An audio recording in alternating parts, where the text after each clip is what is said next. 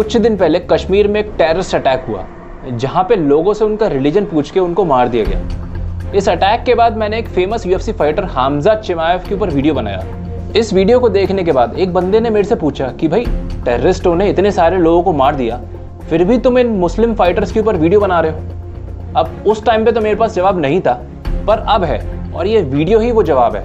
22 अप्रैल को ये अटैक हुआ जहाँ पे कुछ टेररिस्ट कश्मीर के एक टूरिस्ट डेस्टिनेशन पे घुस आए।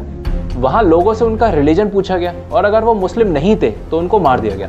25 अप्रैल को मैंने हमजा चिमाएव के सपोर्ट में वीडियो बनाया जहाँ पे मैंने बोला कि हमजा चिमाएव एक बहुत ही टैलेंटेड फाइटर है और उनको चैंपियनशिप का मौका ज़रूर मिलना चाहिए। इस वीडियो की एक छोटी सी क्लिप मैंने इंस्टाग्राम पे भी अपलोड करी जहाँ पे एक बंदे ने मेरे को डीएम किया कि क्या इतना सब कुछ होने के बाद भी तुम्हारे इन मुस्लिम एमएमए फाइटर को सपोर्ट करना सही है। अब ये सवाल और भी लोगों के मन में होगा, बस खुल के पूछ नहीं पाए क्योंकि ये टॉपिक थोड़ा सा सेंसिटिव है।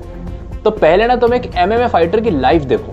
एक फाइटर जो कि एक्चुअल में यूएफसी पहुंचना चाहता है, उसकी ट्रेनिंग काफ़ी कम उम्र से ही स्टार्ट हो जाती है। उसकी ये ट्रेनिंग मेनली 2 तरीके की स्किल्स को सीखने के लिए होती है, स्ट्राइकिंग और ग्रैपलिंग।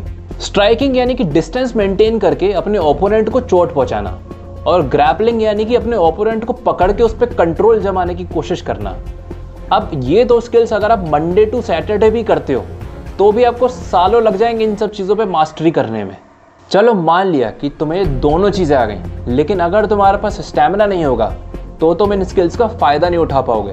अगर तुम्हारे पास स्पीड नहीं होगी तो तुम अपने ओपोनेंट को छू भी नहीं पाओगे। अगर तुम्हारे पास स्ट्रेंथ नहीं होगी तो तुम अपने ओपोनेंट को पकड़ के कंट्रोल नहीं कर पाओगे। इसीलिए तुम्हें अपना फिटनेस का गेम भी टॉप लेवल तक लेके जाना होगा। इसके बाद भी तुम एक चीज़ भूल रहे हो, वो है डाइट। अगर तुम्हारी डाइट वेल मेंटेन्ड नहीं होगी तो ये सब चीज़ें करने पे तुम्हारे इंजरी होने के चांसेस बढ़ जाएंगे। काफ़ी सारे फाइटर्स ऐसे होते हैं जिनके पास और भी फाइनेंशियल प्रॉब्लम्स होती हैं, तो वो अपना घर चलाने के लिए साइड में कुछ और भी काम करते हैं। अब ये सब कुछ करने के बाद जब एक फाइटर रात को अपने घर पहुंचता है तो उसका भेजा बिल्कुल फ्राई हो चुका होता है। अब ये फाइटर चाहे हिंदू हो, मुस्लिम हो या क्रिश्चियन हो, इसके दिमाग में एक ही चीज़ चल रही होती है कि यार अगर मैं इतनी मेहनत कर रहा हूँ तो मैं एमएमए की दुनिया में अपना नाम करके ही रहूँगा। अब तुम मुझे एक चीज़ बताओ, जिस फाइटर ने अपनी पूरी ज़िंदगी दांव पे लगा दी, क्या उसका एमएमए फाइटर बनने के अलावा कोई और मकसद हो सकता है? क्या उसके पास टाइम भी होगा कुछ और सोचने समझने का? तुम बोलोगे कि भाई तू पागल तो नहीं हो गया, ये कैसी बातें कर रहा है? जिसके पास टाइम होता है वही टेररिस्ट बनता है क्या? अब सुनने में अजीब लगेगा, पर हाँ यही सच्चाई है। और ऐसा मैं नहीं, ऐसा रिसर्च कहती है। जिन कंट्रीज़ में सबसे ज़्यादा बेरोजगारी है वहीं से ही सबसे ज़्यादा टेरर ग्रुप्स और पायरेट्स बन के निकलते हैं। ये टेरर ग्रुप्स ऐसे लोगों को ढूंढते हैं, ऐसे काम करने के पैसे देते हैं, उनकी ज़िंदगी के लिए एक पर्पस दिया जाता है और उनको एहसास दिलाया जाता है कि उनके संग अन्याय हुआ है। और भी तो इस्लामिक कंट्रीज़ हैं जैसे यूएई और कतर, यहाँ से तो कोई टेरर ग्रुप सुनने में नहीं आते क्योंकि यहाँ पे गवर्नमेंट ने अच्छी पॉलिसीज़ इंप्लीमेंट कर रखी हैं, लोगों की लाइफ के लिए पर्पस दे रखा है, अपॉर्चुनिटीज़ दे रखी हैं। लोग यहाँ पे पैसे कमाते हैं और मज़े से अपनी ज़िंदगी जीते हैं। इंडिया से भी तो लोग मरते ही हैं दुबई जाने के लिए। और किसने कहा कि इंडिया में इस तरीके के ग्रुप्स नहीं हैं? छत्तीसगढ़ स्टेट का नाम सुना है कभी?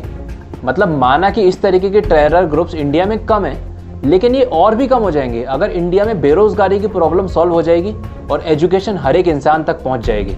जो पहलगाम में हुआ वो डेफिनेटली बहुत बुरा था, उसका बदला लेना चाहिए, अच्छा खासा बदला लेना चाहिए, लेकिन सिर्फ टेररिस्ट ऑर्गेनाइजेशंस के अगेंस्ट। आम जनता से बदला लेने से क्या होगा? उनका तो कोई रोल ही नहीं है इस चीज़ में। इनफैक्ट पाकिस्तान की जनता तो खुद ही अपनी गवर्नमेंट से परेशान है। इसीलिए मुस्लिम स्पोर्ट्स पर्सन्स जैसे इस्लाम मखाचिफ, कमर उस्मान और अपने इंडिया के फेमस क्रिकेटर मोहम्मद शामी, मैं इन लोगों को सपोर्ट करता हूँ क्योंकि इन लोगों ने स्पोर्ट्स की दुनिया में असली स्ट्रगल दिखी हुई है। तो इनका मकसद भी लोगों की स्पोर्ट्स में हेल्प करना है। और यार मैं कोई सेक्युलर होने का नाटक नहीं कर रहा। एज अ स्पोर्ट्स पर्सन मेरा एक ही मोटिव है, एक अच्छा फाइटर बनना और इंडिया में एमएमए जैसे स्पोर्ट को आगे ले जाके फाइटर्स की स्ट्रगल कम करना।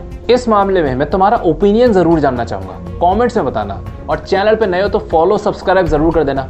सी you in the next video.